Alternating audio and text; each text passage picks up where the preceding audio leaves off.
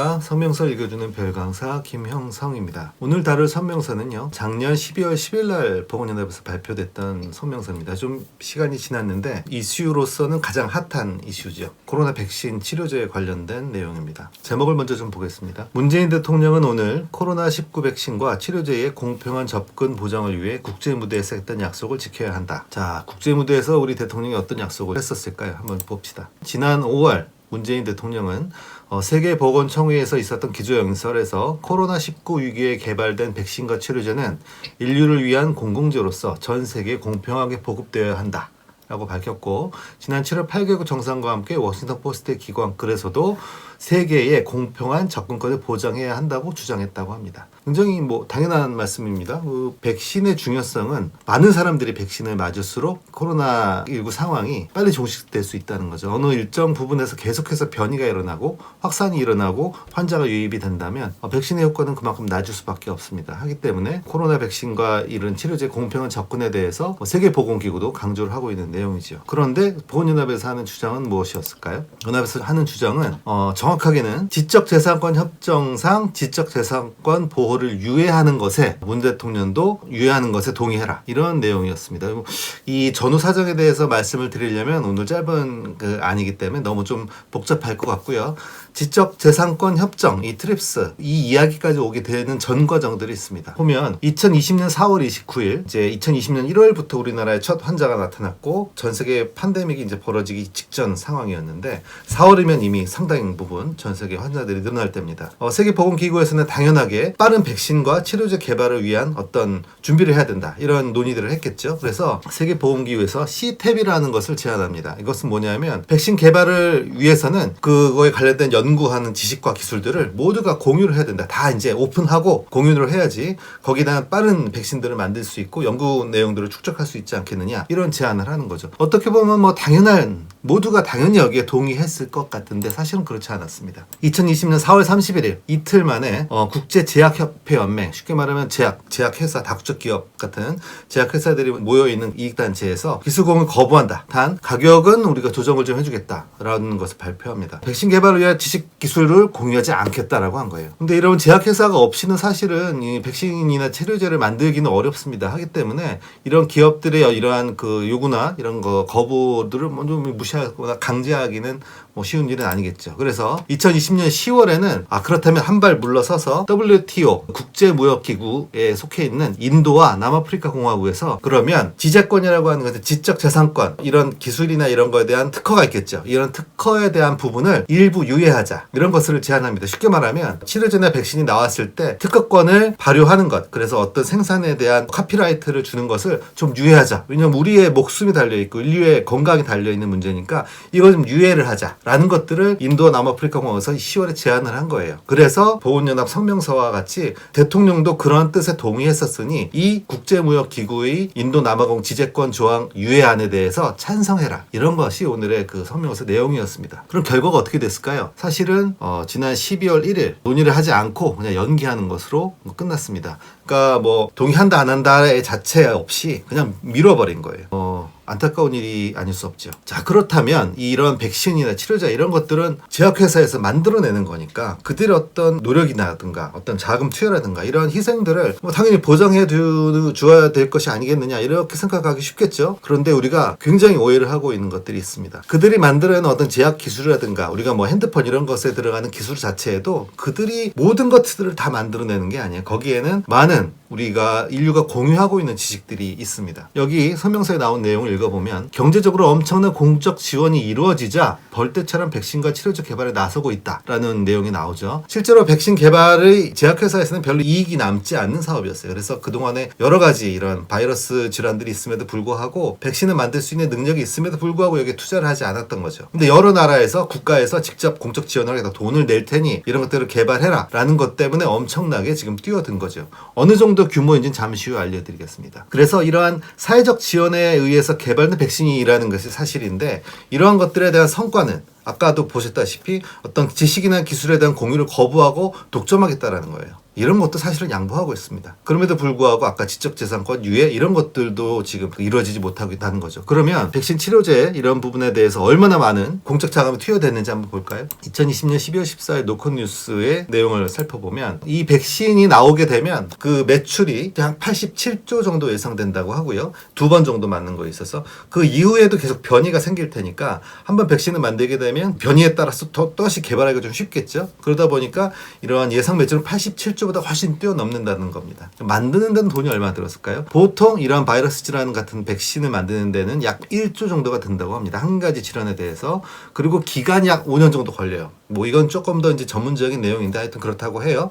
4, 5년 정도가 걸리는 겁니다. 하지만 아시다시피 이번 백신은 1년 만에 나왔죠. 이게 뭐 굉장히 뭐 아스트라제네카나 뭐 파이자 이런 곳에서 엄청난 기술을 갖고 있기 때문에 이루어진 일이 아니고 그동안의 공적 기술들이 있었기 때문입니다.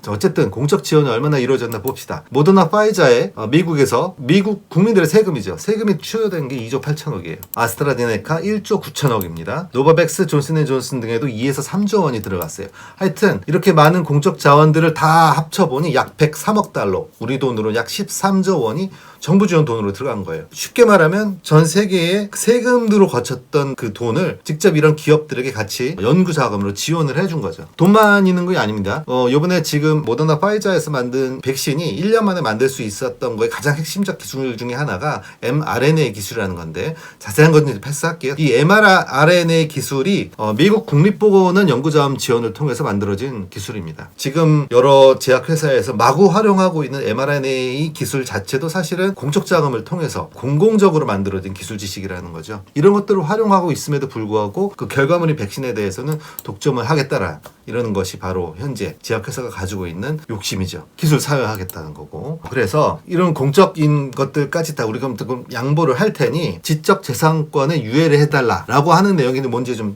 이제 살펴봅시다. 여기서 보면 의약품 지적재산권 유예라고 하는 건데 물론 백신이나 이런 것들은 아까 보시다시피 뭐 4, 5년이 걸리기도 하고 오랫동안 굉장히 많은 기금이 투여되어야만 만들 수 있는 기술이에요. 그러니까 이런 기술은 굉장히 선진국들에서만 만들 수가 있는 거죠. 유럽이라든가 미국이라든가. 하지만 실제로 이런 것들을 일단 생산을 해내면 이것을 복제하는 기술은 그렇게 어렵지 않습니다. 그래서 인도라든가 뭐 남아프리카 공화국 뭐 이런 곳, 한국도 마찬가지고 이걸 보통 이제 복제약, 제네랄이라고 하는데 이런 복제약을 만드는 거에는 그렇게 큰 기술이 필요하지 않아요. 그래서 예를 들면 에이즈 치료제 같은 것들은 인도에서 굉장히 많은 복제약을 만들어서 인도 내에서는 그런 것들로 치료제로 이제 사용하기도 하고 수출도 하기도 합니다. 근데 이런 것들이 사실은 국제 무역에서는 지적재산권 침해에 해당되는 부분인데 생명과 관련된 인류의 건강과 관련된 부분에서는 이런 부분을 유예할 수 있다는 조항이 세계무역기구 안에 있어요. 그래서 이 안에서 주요 국가들이 그런 것들 협의만 해내면 사실은 지적재산권 협정의 보호를 유예할 수 있는 겁니다. 지금 코로나19 상황보다 더 중요한 게 어디 있겠습니까? 이런 것들에 대해서 지적재산권 유예를 당연히 발동을 시켜야 되죠. 하지만 12월에 그런 약속들이 3월로 지금 미뤄진 상태입니다. 어쨌든 만약에 이게 되기만 하면 많은 약을 만들 수 있기 때문에 인도나 아프리카 공화국에서 일단은 저렴하게 공급을 할 수 있는 것도 물론 좋은 점이고 예를 들면 이제 파이자에서 만든 백신 같은 경우 영하 70도에서 보관해야 되거든요. 그러니까 굉장히 장거리를 이동할 수가 없어요. 비행기로만 옮겨야 되는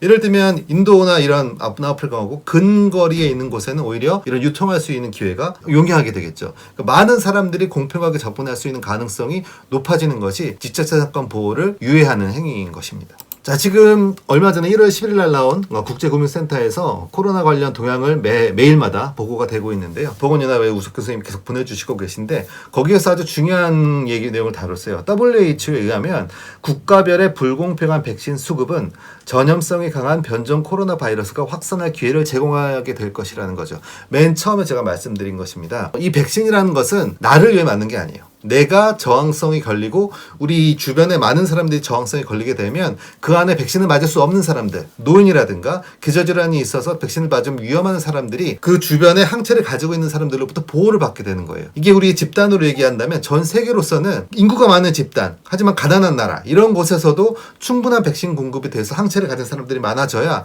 전 인류의 팬데믹에서의 어떤 상황들이 종식이 되거나 안전해질 수 있는 상황이 좀 더 가까워질 수 있는 거죠. 그렇지 않고 일부 그리고 저소득 국가에서는 아직도 계속 백신을 맞지 못한다거나 치료를 받고 있지 못하게 되면 강한 변종 바이러스가 또 확산돼서 백신을 맞은 나라에도 위협이 될 수 있다는 겁니다. 이 백신은 공평한 접근이 저소득 국가에 대한 동정심 때문이 아니고 전 인류의 생존을 위해서 필요한 일이에요.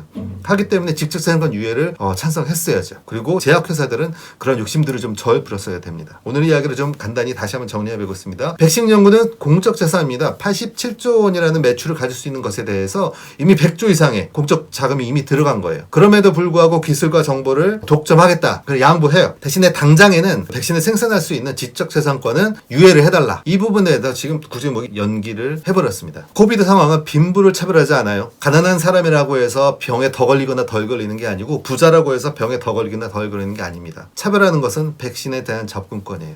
대통령이 공적 접근권의 중요성을 강조했듯이 우리가 백신에 대해서도 전 세계에 공평한 접근이 가능한 부분에 있어서 우리가 노력할 부분이 있다면 노력해야 될 것 같습니다. 백신에 대한 얘기들이 많이 나오고 있습니다. 최근에는 우리 정부에서 백신을 많이 준비하지 못했다라는 것 때문에 정치권에서 시끄럽기도 했는데, 백신에 대한 어떤 우리가 많이 맞고 싶어서 선진국들이 경쟁하는 그런 태도를 보였던 것 자체도 사실은 그다지 좋은 모습은 아니에요. 이런 것들을 준비하기 위한 코백스라든가 이런 공적으로 접근권을 공평하기 위한 시도들이 전 세계적으로 있었음에도 불구하고 이것들을 많이 좀 잘 이루어지지 못하고 있는 상황인데, 자기 국가의 욕심만 부리지 말고 전 세계가 이 상황을 극복하기 위해서는 공조를 해야 될 수밖에 없는, 어떻게 보면 전염병 상황이 우리 인류의 어떤 태도라든가 이런 것들을 시험하는 리트머스 종이 같은 역할을 하는 게 아닌가, 그런 생각도 듭니다. 성명서 읽어주는 배우 강사 김형성이었습니다. 감사합니다.